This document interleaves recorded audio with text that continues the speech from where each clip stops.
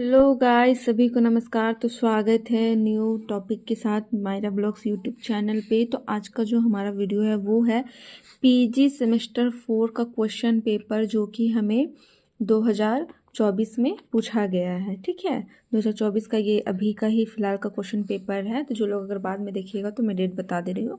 और ये है हमारा फर्स्ट पेपर, जो कि दो चीज़ पढ़ना होता है, एक छायावादी भी है और एक कोई और भी है। दो आपको सिलेबस मिलते हैं, उसमें से एक चूज़ करना होता है। तो हम लोग छायावाद रखे थे। तो ये छायावाद का क्वेश्चन, अगर आप दूसरा पेपर रखते हो तो उसका दूसरा क्वेश्चन होगा। ठीक है, ये छायावाद जब आप लोग सिलेबस देखोगे तो समझ में आएगा। तो आप लोग सिलेबस जरूर चेकआउट करना, मेरे चैनल पे अपलोडेड है सिलेबस। तो ये है हमारा फर्स्ट पेपर, मतलब कि छायावादी काव्य हमें पढ़ना था फर्स्ट में। तो उसका है, और ये है विनोबा भावे यूनिवर्सिटी का क्वेश्चन पेपर। ठीक है, हम लोग विनोबा भावे यूनिवर्सिटी के स्टूडेंट हैं, तो उसी का है।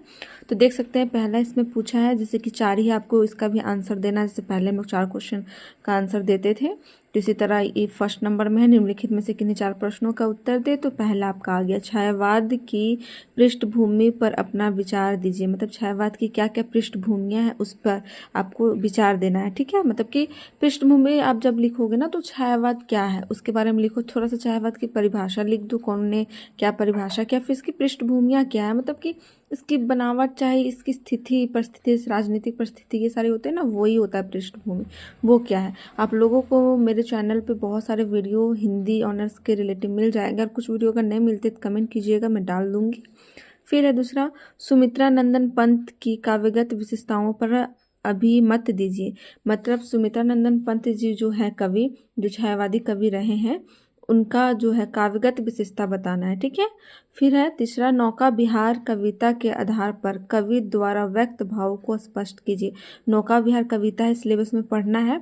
तो उस कविता के आधार पर जो कवि द्वारा व्यक्त भाव, मतलब जो कवि है, जो नौका विहार जो कविता को जो जिन्होंने लिखा, जो कवि ने लिखा है, उनके द्वारा कैसे भाव व्यक्त किए गए उसके कविता में, उसको आपको स्पष्ट करना है, बताना है।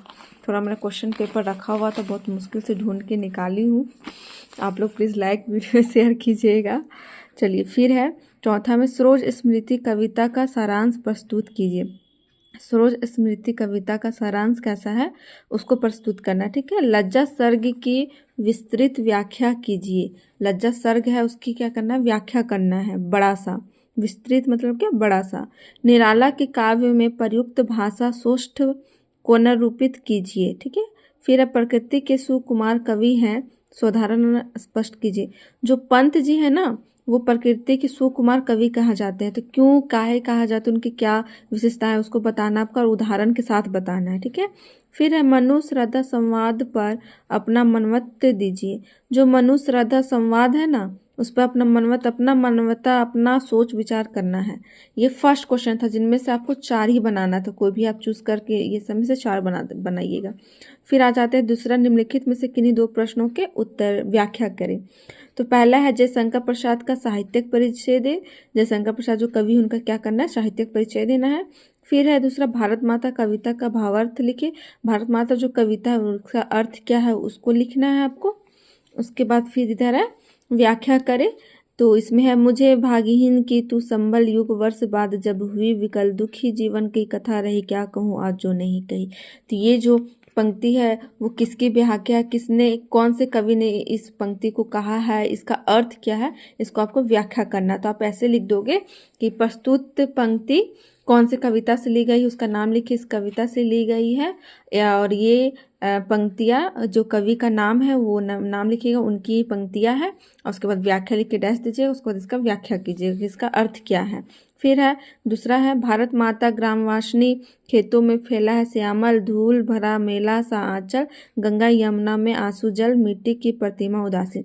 तो इसी तरह इसमें लिखेंगे, पहले लिखेंगे प्रस्तुत पंक्तियाँ भारत माता कविता से ली गई है, सॉरी ग्रामवासिनी, हाँ, भारत माता कविता से ली गई है। इसके लेखक कौन से कवि ने इसकी रचना की है वो लिखना, फिर इसका व्याख्या लिखना कि इसका अर्थ क्या है ये पंक्ति का। तो ये था फर्स्ट पेपर हमारा, कुछ इस तरह से, पीजी सेमेस्टर 4 हिंदी ऑनर्स का।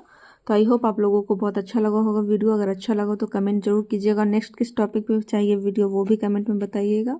तो फिर मिलते हैं नेक्स्ट वीडियो में, तब तक के लिए सभी को बाय बाय, टेक केयर।